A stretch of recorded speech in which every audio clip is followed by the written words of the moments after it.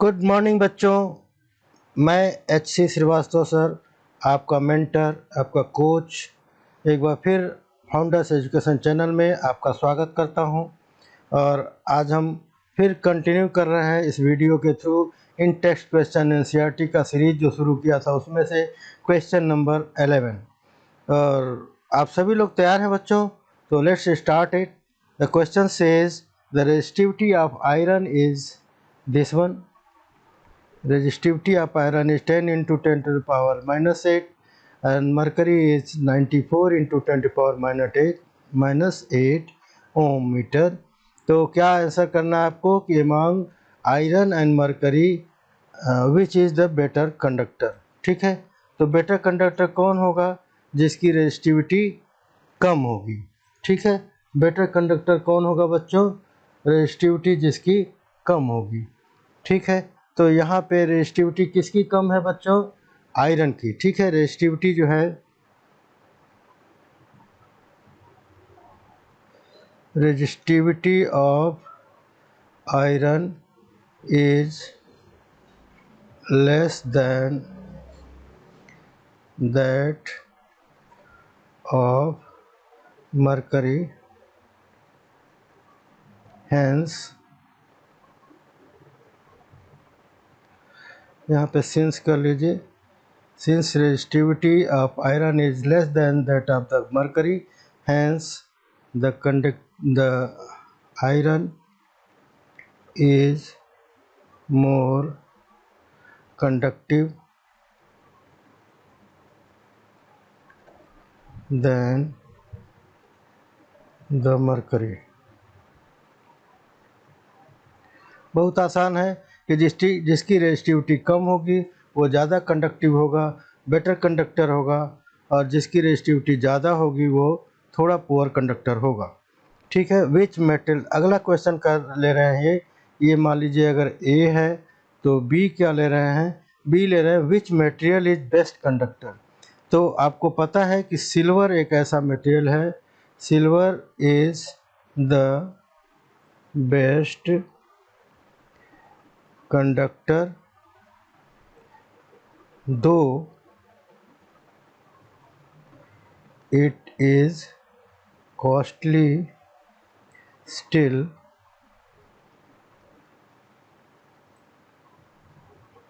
it is used in various electronic component, especially the contacts of PCBs and the relays। ठीक है बच्चों, तो silver better conductor है, ये आपको समझना चाहिए। Silver is the best conductor you can say. तो अगले क्वेश्चन की तरफ बढ़ते हैं, और अगला क्वेश्चन हमारा आता है क्वेश्चन नंबर 12। और ड्रा करना है एक schematic diagram of circuit consisting of battery. ठीक है, पहले बैटरी हमें बनाना है। कितने सेल का बनाना है बच्चों? तो बैटरी हमें 3 सेल की बैटरी बनानी है। तो ये हो गया हमारा 3 सेल का बैटरी। ठीक है, तो ये एक सेल जो है 2 वोल्टेज का है, तो टोटल कितना हो जाएगा यहाँ पे? ये हो जाएगा 6 वोल्ट। ठीक है बच्चों, ये ध्यान रखना है आपको। 5 ओम रेजिस्टर लगाना है इसमें। ठीक है, ये इसमें एक रेजिस्टर लगा देंगे, ये हो जाएगा आपका 5 ओम का। 8 ओम का एक और रेजिस्टर लगाना है, और 12 ओम का एक और रेजिस्टर लगाना है। ठीक है, ये सारे रेजिस्टर कैसे लगाने हैं बाबू? तो ये सारे रेजिस्टर लगाने हैं सीरीज में। ठीक है, 5 ओम, 8 ओम, ठीक है, एंड 12 ओम। ठीक है, उसके बाद क्या करना है? प्लग की end are connected in series. Plug की भी लगाना है आपको।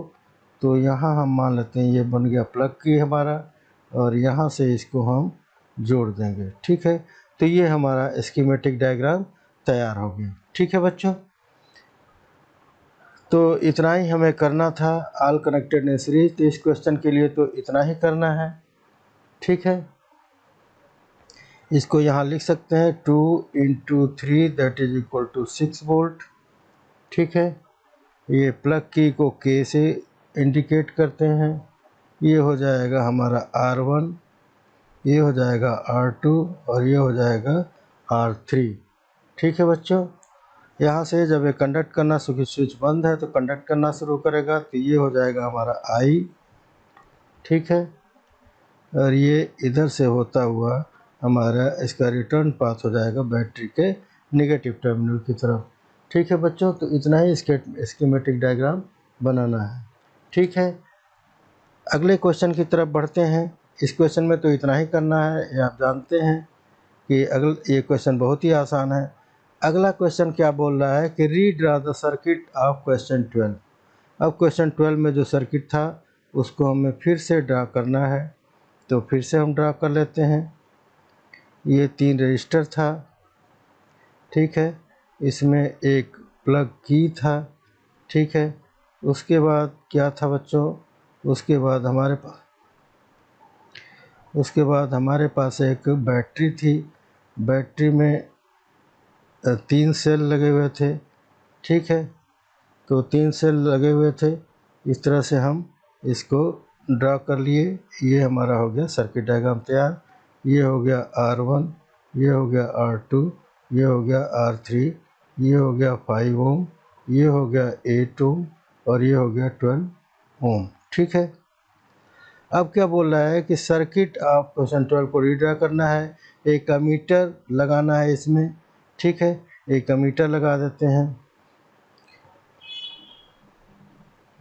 तो यहाँ एक अमीटर सीरीज में लगा देते हैं। ठीक है, और क्या लगाना है बच्चों, इसको तो हम कनेक्ट कर देते हैं सीरीज में। और यहाँ लगाना है एक वोल्ट मीटर। कहाँ पे लगाना है, to measure the potential difference across the 12 ohm resistor. तो यहाँ पे एक हमें वोल्ट मीटर लगाना होगा। ये वोल्ट मीटर जैसा आप जानते हैं ये रेजिस्टेंस के पैरेलल में होता है, तो यहाँ लगा देंगे। अब हमें पता करना है रीडिंग ऑफ अमीटर और रीडिंग ऑफ वोल्ट मीटर। ठीक है, अमीटर और वोल्ट मीटर की रीडिंग हमें पता करनी है। तो सबसे पहले हम क्या करेंगे बच्चों, हम पहले सॉल्यूशन में क्या करेंगे, will find the equivalent resistances that equal to RE will be equal to R1 plus R2 plus R3, क्योंकि ये सारे सीरीज कनेक्शन है।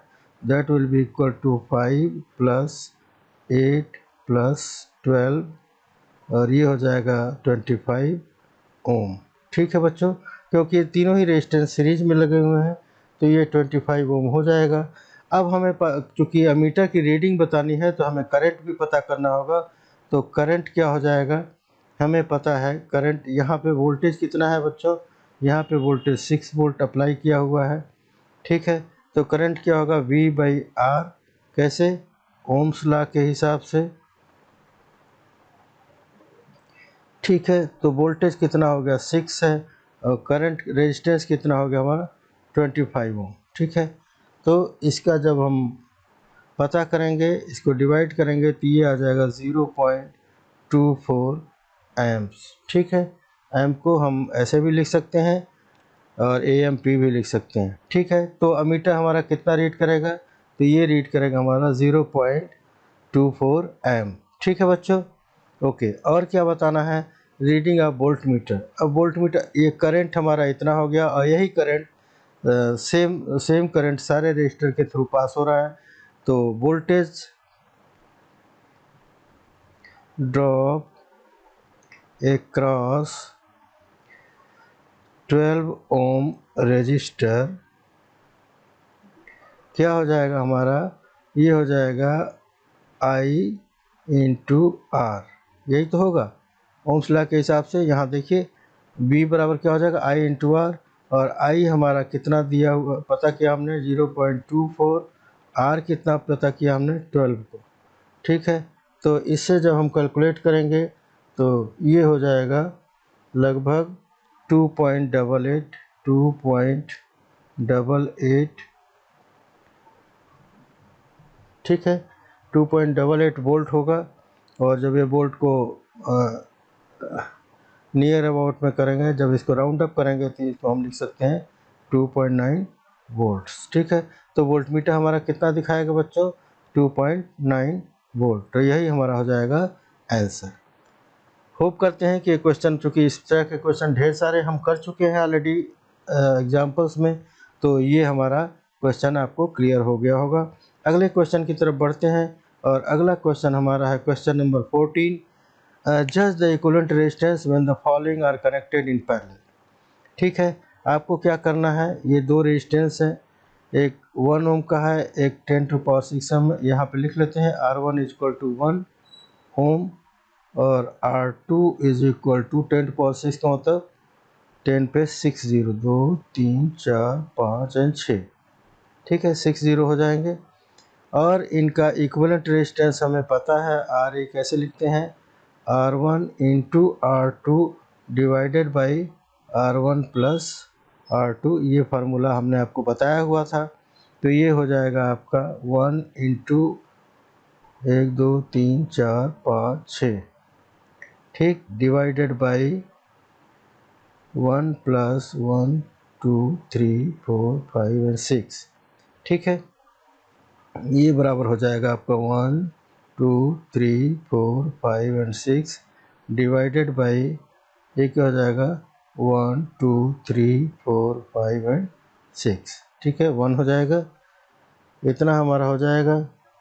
और इसको अगर हम पता करें तो ये हो जाएगा ऑलमोस्ट 1 ओम, ठीक है बच्चों, ये ऑलमोस्ट 1 ओम हो जाएगा, ठीक है। तो ये हमारा पहली कंडीशन में आंसर हो गया, ये हो गया हमारा पहला कंडीशन में। दूसरे कंडीशन जो बी वाला है उसमें क्या है कि 3 रजिस्टर हैं और तीनों ही पैरेलल में हैं।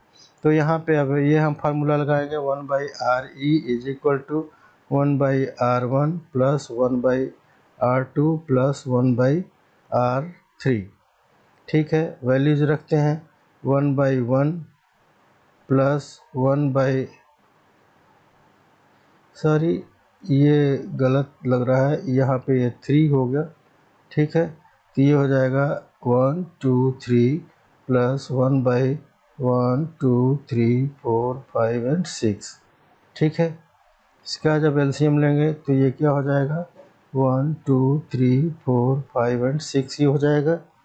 और यहाँ पे 1 से जब करेंगे तो 1 2 3 4 5 6, यहाँ क्या हो जाएगा, 3 कट जाएगा तो 1 2 3 ही बचेगा और यहाँ पे आपका 1 रहेगा, ठीक है। इन सबको जोड़ लेते हैं तो ये हो जाएगा हमारा 1 0 0 1 0 0 1, ठीक है, इतना हो जाएगा, होल डिवाइडेड बाई 1 2 3 4 5 एंड 6, ठीक है। ये है हमारा 1 RE, तो दैट इम्प्लाइज RE बराबर क्या हो जाएगा, 1 2 3 4 5 एंड 6 डिवाइडेड बाई 1 0 0 1 0 0 1, ठीक है, इतना हो जाएगा। और ये भी अप्रॉक्सीमेटली अगर पता करेंगे तो ये 1 ओम के बराबर हो जाएगा, ठीक है बच्चों। तो ये चीज़ तो आप पहले पढ़ चुके हैं, एक रिवीजन ही था आपके लिए इन टेक्स्ट क्वेश्चन में। अगले क्वेश्चन की तरफ बढ़ते हैं। अगला क्वेश्चन हमारा question number 15, an electric lamp of 100 ohms, ठीक है। इलेक्ट्रिक लैम्प्स है, ये 100 ओम्स का है। टोस्टर है 50 ओम्स का, लिख लेते हैं। लैम्प ये गिवन में करके लिख लेते हैं, गिवन में लैम्प जो है 100 ओम्स, ठीक है। दूसरा क्या है, टोस्टर, TOASTER, टोस्टर जो है = 50 ओम्स। तीसरा क्या है, वाटर फिल्टर है, वाटर फिल्टर, ये कितने ओम का है भाई साहब, ये है 500 ओम्स का, ठीक है। आर कनेक्टेड इन पैरेलल, ठीक है, ये तीनों पैरेलल में कनेक्टेड है। डायग्राम बना लेते हैं।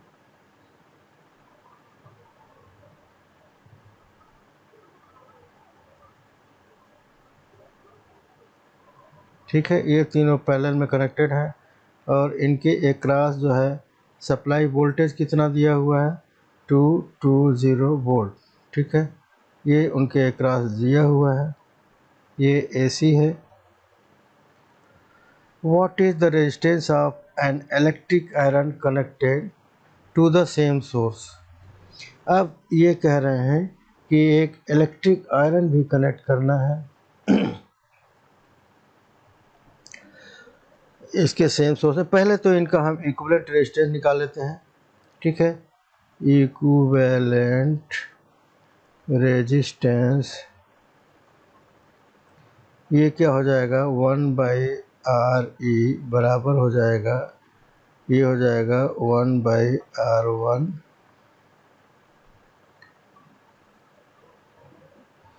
प्लस 1/R2 प्लस 1/R3, ठीक है। तो इनका इक्विवेलेंट रेजिस्टेंस निकाल लेते हैं हम, 1/100 प्लस 1/50 प्लस 1/500, ठीक है। इनका जब एलसीएम लेंगे बच्चों तो ये हो जाएगा आपका 500, यह हो जाएगा आपका 5 प्लस यहाँ क्या हो जाएगा 10, यहाँ हो जाएगा 10 और यहाँ हो जाएगा 1, ठीक है। तो ये हो जाएगा 16/500 और ये तो 1/RE है, तो RE क्या हो जाएगा, दैट इम्प्लाइज RE बराबर हो जाएगा 500/16 और ये इसका रिजल्टेंट हो जाएगा 31.25। ये कैलकुलेशन आप रफ पे करते रहिएगा, यहाँ कैलकुलेशन में हम टाइम वेस्ट नहीं करेंगे। अब क्या करना है, इतना तो हो गया, इसने इतने का जो हमने डायग्राम बनाया उसका इक्विवेलेंट रेजिस्टेंस हो गया। अब क्या बोला है सिंस कि एक what is the resistance of an electric iron connected to the same source that takes as much current as 3 appliances? ये तीनों करंट पहले पता करते हैं। इनके लिए I कितना हो जाएगा, ये हो जाएगा V/RE और V हमारा है 220 वोल्ट, RE बराबर हमने कितना निकाला 31.25, ठीक है। तो ये आ रहा है अप्रॉक्सीमेटली 7.04 और that will be equal to approximately 7 amps, ठीक है। इतना हो गया, तो इतना ही रेजिस्टेंस हमारा कनेक्ट करना है। तो ये बोलना है कि एक आयरन कनेक्ट करना है जो इन 3 अप्लायंसेज के बराबर ही करंट ले। तो ये बराबर करंट कितना हो जाएगा, तो ये बच्चों current through the electric iron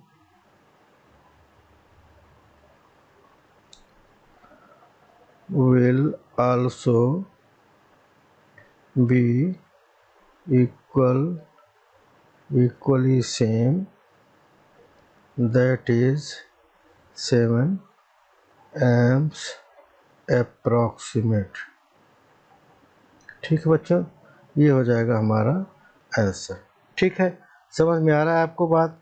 आपको क्या करना है, पहले इन तीनों रेजिस्टेंस का इक्विवेलेंट रेजिस्टेंस निकाल लेना है और इक्विवेलेंट रेजिस्टेंस निकालने के बाद उनका उस 220 वोल्ट सप्लाई के अक्रॉस जुड़े हैं तो इसमें बहने वाली करंट आपको पता कर लेनी है, I की वैल्यू।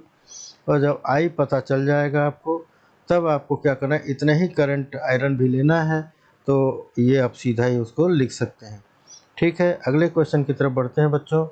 अगला क्वेश्चन हमारा है कि what are the advantages of connecting electrical devices in parallel with the battery instead of connecting them in series. ये बच्चों ऑलरेडी आपको बहुत ज़्यादा डिस्कस कर चुके हैं, सीरीज और पैरेलल सप्लाई का जो डिफरेंसेज है कि इन सब के बीच में क्या क्या फ़ायदा है, क्या इससे क्या लाभ है, क्या हानि है। ये चीज़ हम जब सीरीज और पैरेलल पढ़ा रहे थे तो उसमें आपको बहुत डिटेल में समझाया था। और हमको उम्मीद है कि आप उसको रेफ़र कर सकते हैं। फिर भी आपके लिए थोड़ा सा समझने के लिए, थोड़ा सा रिकलेक्ट करने के लिए एडवांटेज ऑफ पैरेलल कनेक्शन हम बता देते हैं। पहला एडवांटेज क्या है, यहाँ लिख लेते हैं हम, एडवांटेज ऑफ पैरेलल कनेक्शन। पहला क्या है कि all the appliances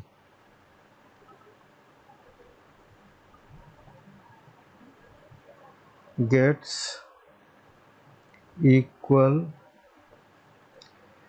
supply voltage, hence operate properly. ठीक है, जब वोल्टेज सही मिलेगा तो वो सही से ऑपरेट भी करेंगे। दूसरा हमारा क्या है, we can control each appliances individually. ठीक है, ये भी हम कर सकते हैं, अलग अलग भी उनको ऑपरेट कर सकते हैं। तीसरी चीज़ हमारा क्या मिलेगा कि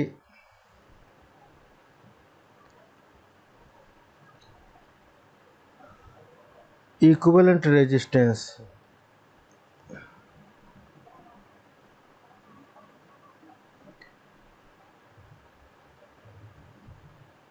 equivalent resistances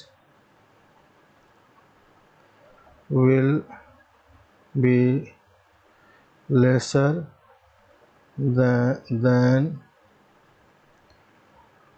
that of individual। ठीक है, तो ये मेन इनका एडवांटेज है जो कि हम सीरीज में नहीं कर सकते। सीरीज में करने पे क्या होगा कि सबको अगर उसमें से एक भी ख़राब हो गया तो सारा स्विच सर्किट डाउन हो जाएगा, और एक भी अप्लायंसेस ख़राब हो गया तो सारी सर्किट हमारी डाउन हो जाएगी, उनको अलग से हम कंट्रोल नहीं कर सकते। तो ये सब एडवांटेजेस हैं, तो ये चीज़ आप ध्यान रखेंगे। इसको डिटेल में आप ऑलरेडी पढ़ाया जा चुका है, इसलिए मैं इसको राइटअप नहीं दे रहा हूँ, इसको आप खुद से राइटअप बना लेंगे। अगले क्वेश्चन की तरफ बढ़ते हैं। How can 3 resistance 2 ohm 3 ohm 6 ohm can be connected to give a total resistance of 4 ohm. आपको 4 ओम चाहिए, ठीक है। 4 क्या क्या है आपका, 2 ओम 3 ओम है, 6 ओम है। तो ये ध्यान रखना है आपको कि आपको इफ़ेक्टिव रेजिस्टेंस 4 ओम चाहिए। तो हम क्या करेंगे कि 3 ओम आप क्या करेंगे, एक रेजिस्टेंस को ऐसे लगा लेते हैं और 2 रेजिस्टेंस जो हैं उनको पैरेलल में लगा लेते हैं और देखते हैं इनका क्या रिजल्टेंट मिलता है। ये मान लीजिए हमारा 2 ओम्स का है, ये रेजिस्टेंस 3 ओम का है और ये रेजिस्टेंस 6 ओम का है। ठीक है, तो ये पॉइंट मान लीजिए ए है, ये पॉइंट बी है। तो देखते हैं कि 4 ओम आता है कि नहीं आता है इस अरेंजमेंट में। तो पहले हम क्या करेंगे, यहाँ से ये x अगर मान लें पॉइंट, तो x से b की तरफ equivalent resistance between x to b, ये क्या हो जाएगा, RE बराबर हो जाएगा R1 R2 divided by R1 plus R2, और ये हो जाएगा हमारा 3 into 6 divided by 3 plus 6, that is equal to 18 divided by 9, that is equal to 2। ठीक है, तो ये हमारा RE2 हो गया। तो टोटल इफेक्टिव रेजिस्टेंस क्या हो जाएगा हमारा, R1 plus RE that is equal to 2 + 2 that is equal to 4 ohm. तो ये तो हमारा हो गया, पहला वाला डाउट तो क्लियर हो गया। तो इसका मतलब हम इनको इस कॉम्बिनेशन में जोड़ेंगे तो हमें इफेक्टिव रेजिस्टेंस 4 ओम का मिल जाएगा। अब हमें चाहिए 1 ओम का, ठीक है। तो 1 ओम का करने के लिए बच्चों हम क्या करेंगे, यहाँ लिख लेते हैं बी पार्ट में, to have 1 ohm effective resistance we should connect all the three in parallel, ठीक है। तो क्या हो जाएगा, 1/RE बराबर हो जाएगा 1/1 प्लस 1/2 प्लस 1/3 प्लस 1/6, ठीक है। देखते हैं इनका एलसीएम 6 हो जाएगा, यहाँ हो जाएगा 3, यहाँ हो जाएगा 2, यहाँ हो जाएगा 1, that is equal to 3 to 5 plus 1 6, 6/6 that implies कि RE बराबर क्या हो गया 1 ओम। तो हमारा आंसर आ गया। तो इसका मतलब इनको पैरेलल में करेंगे तो 1 ओम आ जाएगा, और अगर इनको इस अरेंजमेंट में करेंगे तो हमारा 4 ओम आएगा। तो ये हमें थोड़ा सा हमें ध्यान रखना होगा, ठीक है। और ये हिट एंड ट्रायल पे, ये वाला पहला वाला पोर्शन तो हिट एंड ट्रायल पे ही आपको करना पड़ेगा कि पहले दो को किसी को पैरेलल में रखें, क्योंकि सीरीज में रखने से तीनों को तो होगा नहीं, ज़्यादा हो जा रहा है, तीनों को पैरेलल में रखने में कम हो जा रहा है। तो हमें ऐसा चाहिए, तो हमें इस टाइप का अरेंजमेंट करना पड़ेगा। Let's go to the next question boys and girls. Next question क्या है कि what is the highest and lowest total resistance can be secured by combination of 4 coils of resistance this one this one this one and this one, ठीक है। तो highest अगर हमें पता करना है तो RHIGHEST हाईएस्ट क्या हो जाता है, हाईएस्ट हो जाता है हमारा सीरीज में जोड़ने पे। तो ये हो जाएगा 4 + 8 + 12 + 24 and that will be equal to कितना हो जाएगा बच्चों, ये हो जाएगा ऑलमोस्ट 48 ओम, ठीक है। कैसे, 24 12 36 4 40 8 48, ठीक है। तो इतना हो गया। और लोएस्ट कैसे होगा, लोएस्ट हमको पता है कि पैरेलल में जोड़ने पे होता है। तो इसको हम क्या करेंगे, 1/RE बराबर हो जाएगा 1/R1 plus 1/R2 plus 1/R3 plus 1/R4, ठीक है। इनको लिखते हैं ऐसे ही।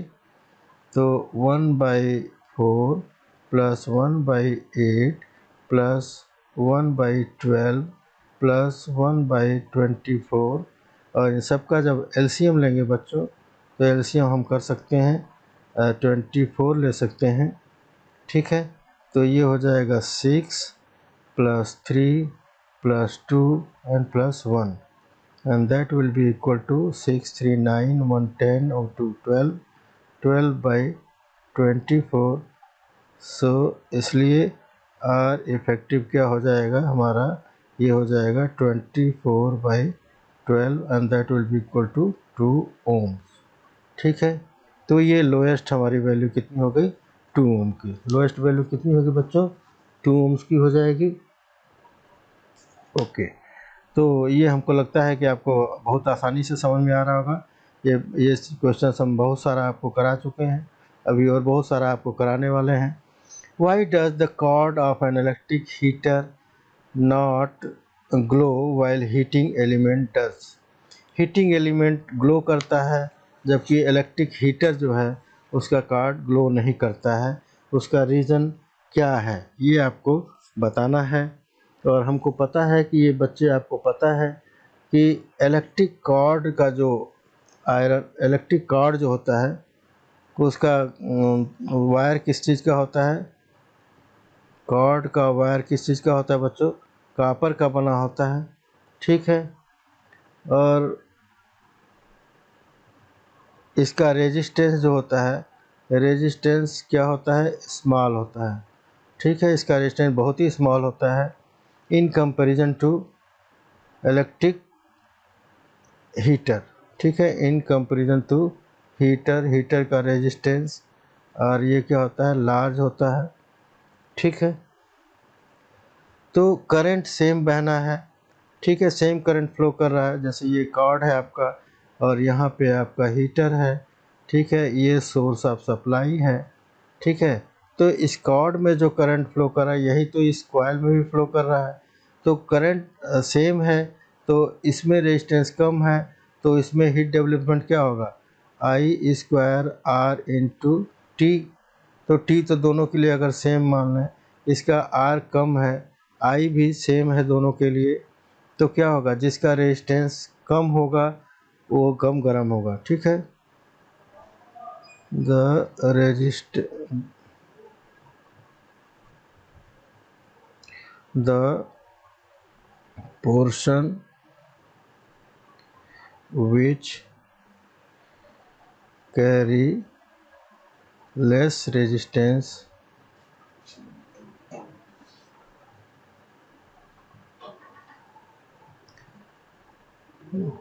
the heating effect will be lesser, whereas the portion having high resistance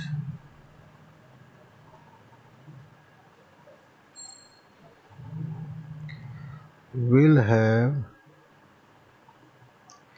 the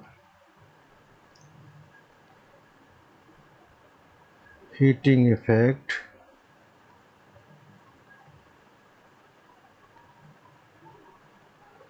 more। ठीक है, that's why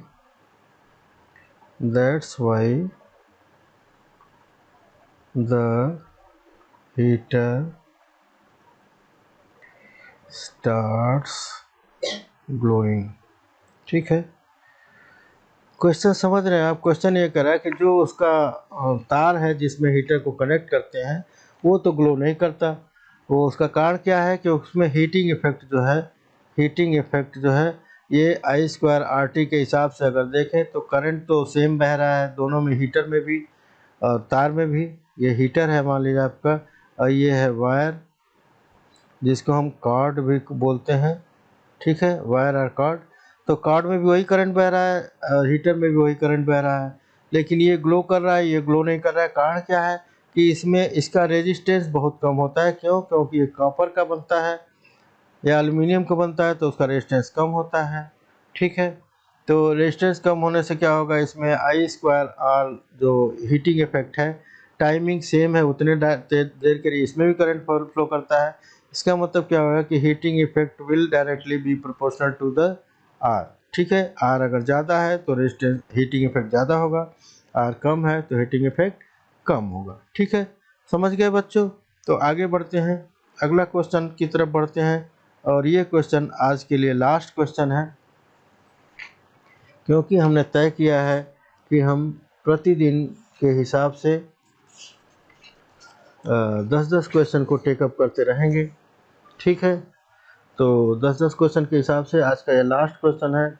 और लास्ट क्वेश्चन क्या कह रहा है, compute the heat generated while transferring 96,000 coulomb charge in 1 hour. ठीक है, तो हमें पता है सी दिया हुआ है, ये है 96,000 कूलम।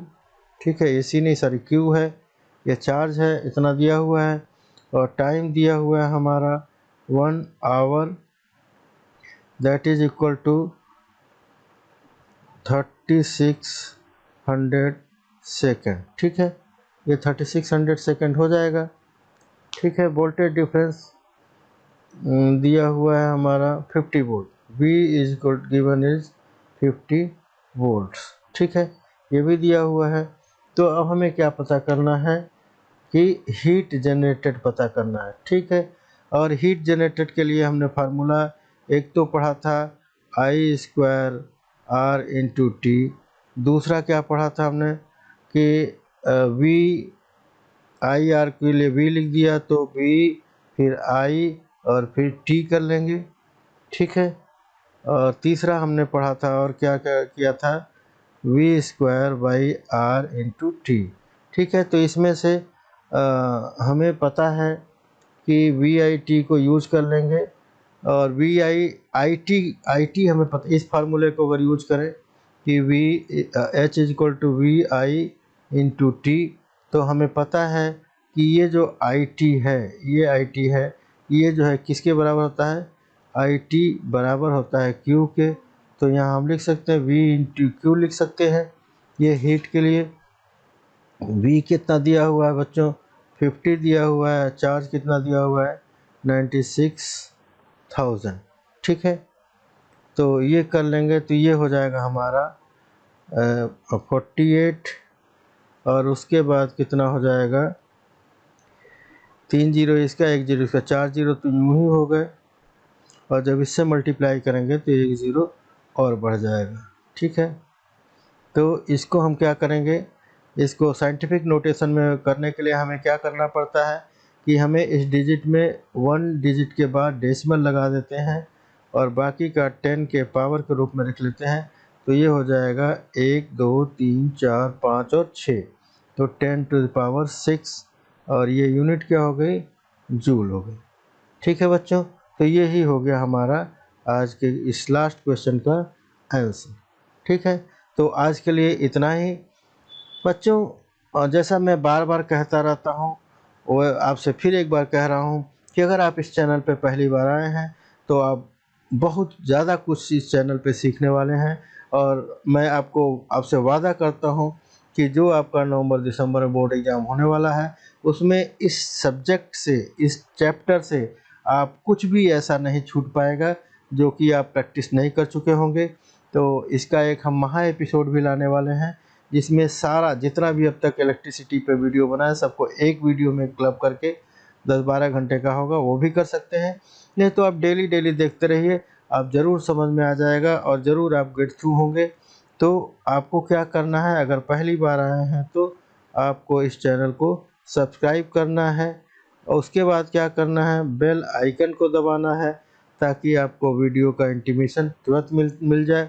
और वैसे भी आपको बता दूं कि डेली जो है 9:30 AM पे हमारा वीडियो अपलोड होता है।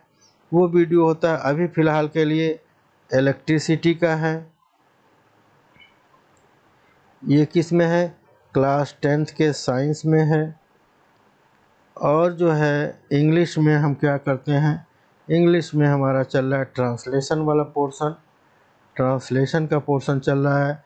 और ये भी अल्टरनेटली ये दोनों वीडियो आपको मिलते रहेंगे, ठीक है। ये दोनों वीडियो अल्टरनेटली मिलते रहते हैं, तो आप इन दोनों का लाभ उठा सकते हैं। अंग्रेजी में महारत हासिल करनी है तो ये दोनों, अंग्रेजी और इलेक्ट्रिसिटी में, तो ये दोनों वीडियो आपके लिए बहुत इंपॉर्टेंट है। ये सीरीज़ चल रहा है, बहुत जल्दी हम मैथ्स के लिए भी लेके आने वाले हैं, लेकिन उसके लिए थोड़ा सा टाइम लग रहा है। तब तक के लिए आप इन दोनों को सीखिए और अपने आप को प्रिपेयर करिए, ठीक है। आज के लिए इतना ही। अपना ध्यान रखिए, एग्ज़ाम की तैयारी लगातार जारी रखिए। Thank you.